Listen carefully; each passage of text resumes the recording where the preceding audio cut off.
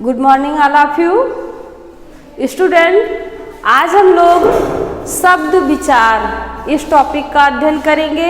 आज हम लोग शब्द के भेद जानेंगे। सबसे पहले जानते हैं शब्द क्या है। पहले भी हम लोग जान चुके हैं, पढ़ चुके हैं, अध्ययन कर चुके हैं। वर्णों का सही मेल, वर्णों का सही मेल जो सार्थक अर्थ व्यक्त करे शब्द कहलाता है।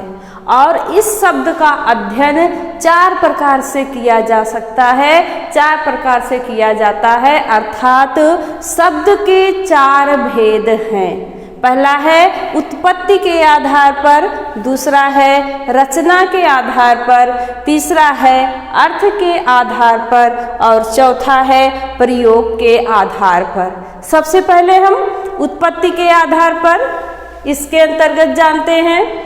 इस आधार पर शब्द 4 प्रकार के होते हैं। उत्पत्ति के आधार पर शब्द 4 प्रकार के होते हैं। पहला है तत्सम, दूसरा है तद्भव, तीसरा है देशज, चौथा है विदेशी शब्द।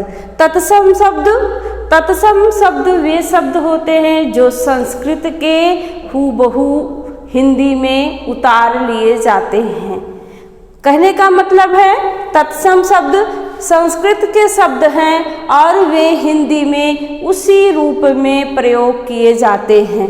तद्भव शब्द संस्कृत के वे शब्द हैं जो थोड़ा परिवर्तन करके बदल के उसको हिंदी में प्रयोग किया जाता है। तत्सम शब्द का जैसे उदाहरण ले लें, रात्रि, दिवस, और तद्भव रात, दिन। देशज शब्द है, देशज शब्द जो अपने यहाँ के शब्द हैं, जो देसी हैं उनको देशज शब्द कहा जाता है। जैसे खाट है, कटोरा है, कबड्डी है, ये सब शब्द देशज शब्द हैं। दूसरा है, चौथा है विदेशी शब्द। विदेशी शब्द वे शब्द हैं जो विदेश से व्यक्ति आए और कुछ अपनी बोलचाल की भाषा छोड़ के चले गए, वही शब्द जो रह गए और प्रयोग में बने रहे वही विदेशी शब्द है। जैसे अंग्रेज आए, स्टेशन, डॉक्टर, गेट, ये शब्द दे दिए। फ्रांसीसी आए, फ्रांसीसी से हमें मिल गया पुलिस, कार्टून, और अरबी से अल्लाह, अजीब, अजब, अजायब, इस तरह के तमाम विदेशी शब्द हैं जिनको हम पढ़ सकते हैं। दूसरा है रचना के आधार पर। रचना के आधार पर ये शब्द 3 भेदों वाला हो जाता है। रचना के आधार पर शब्द 3 भेदों वाला हो जाता है। पहला है रूढ़ शब्द, दूसरा है यौगिक शब्द, तीसरा है योग रूढ़ शब्द। अब जानते हैं रूढ़ शब्द क्या है। रूढ़ शब्द वे शब्द हैं जो अपना रूप नहीं बदलते। अगर उन्हें डिस्टर्ब कर दिया जाए तो वो निरर्थक हो जाते हैं। जैसे है शेर है, घर है, सियार है, इनको जरा सा अगर डिस्टर्ब कर दिया जाए, तोड़ दिया जाए तो ये निरर्थक हो जाते हैं। दूसरा है यौगिक शब्द। यौगिक शब्द, यह शब्द 2 शब्दों के योग से बना होता है और इनको अगर अलग कर दिया जाए तो भी ये सार्थक ही रहते हैं। जैसे है घुड़सवार, घुड़ धन सवार, यह घुड़ और सवार 2 शब्दों के योग से बना है। दूसरा है स्नान घर, स्नान घर, स्नान का, नहाने का घर। तीसरा है योग रूढ़ शब्द।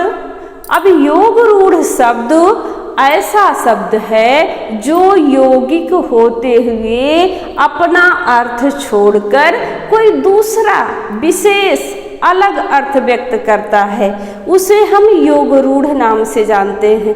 जैसे है एग्जाम्पल, दशानन पीताम्बर। दशानन 10 हैं आनन जिसके, अर्थात रावण। पीताम्बर पीले हैं वस्त्र जिसके, अर्थात कृष्ण या श्रीहरि विष्णु। तीसरा है अर्थ के आधार पर। अब शब्द का तीसरा भेद है अर्थ के आधार पर। अर्थ के आधार पर यह शब्द 4 भेदों वाला है, 4 प्रकार का होता है। पहला है एकार्थी। एकार्थी वे शब्द हैं जिनका एक ही अर्थ होता है, जैसे घर है, घर यानी घर, कुर्सी अर्थात कुर्सी, लड़का, इन सब का एक ही अर्थ है। दूसरा है अनेकार्थी। अनेकार्थी क्या है? शब्द तो एक ही हैं और उनके अनेक अर्थ होते हैं, जैसे कर, कर का एक अर्थ हाथ है। दूसरा टैक्स, जो टैक्स लगाया जाता है उसको भी कर कहते हैं। और एक अर्थ हाथी की सूंड को भी कर कहते हैं। तो ये हो गया अनेकार्थी शब्द। और है पर्यायवाची शब्द। पर्यायवाची यानी समान अर्थ व्यक्त करने वाले शब्द को पर्यायवाची शब्द कहते हैं, जैसे रात्रि, रात्रि, रात, रजनी, निशा, इन सब का अर्थ रात ही है। अग्नि, अग्नि हो चाहे आग हो, चाहे पावक हो या अनल हो, इन सब का अर्थ आग ही है, अग्नि ही है। और चौथा है विलोम शब्द। विलोम शब्द क्या है? उल्टा अर्थ व्यक्त करने वाले शब्दों को विलोम शब्द कहते हैं। इतना ध्यान में रखना होता है कि जहाँ तत्सम शब्द का विलोम हो यानी शुद्ध शब्द का विलोम हो, वहाँ शुद्ध शब्द ही लिखा जाएगा, और जो तद्भव हो उसका विलोम भी तद्भव लिखा जाएगा। जैसे रात्रि है तो उसका विलोम दिवस, ये नहीं दिन लिखा जाएगा। और यदि दिन है तो उसका विलोम होगा रात। चौथा है प्रयोग के आधार पर शब्द के भेद। अब प्रयोग के आधार पर शब्द के भेद कितने होते हैं ये जानेंगे। पहले शब्द प्रयोग के आधार पर यह शब्द 2 भेदों वाला होता है, 2 प्रकार के होते हैं। उसमें पहला है विकारी शब्द और दूसरा है अविकारी शब्द। अब विकारी शब्द क्या है? जिन शब्दों का रूप, लिंग, वचन, कारक आदि के प्रभाव से, लिंग, वचन, कारक आदि के प्रभाव से परिवर्तित होता है, बदल जाता है, वे विकारी शब्द कहलाते हैं। जिनका रूप बदल जाता है लिंग, वचन, कारक के प्रभाव से, वो विकारी शब्द कहलाते हैं। और अविकारी शब्द, विकारी और अविकारी शब्द दोनों एक दूसरे के विपरीत है।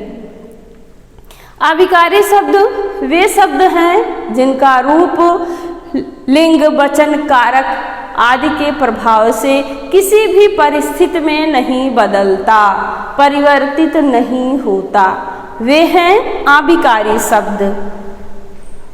आज हमने शब्द विचार के अंतर्गत शब्द कितने प्रकार के होते हैं, किस प्रकार से उसका अध्ययन किया जाता है, किसके अंतर्गत कितने शब्द हैं, कैसे शब्द हैं, यह जाना। कल हम दूसरे टॉपिक के साथ उपस्थित होंगे। तब तक आप लोग ध्यान से पढ़िए, लर्न करिए, समझिए। Bye bye.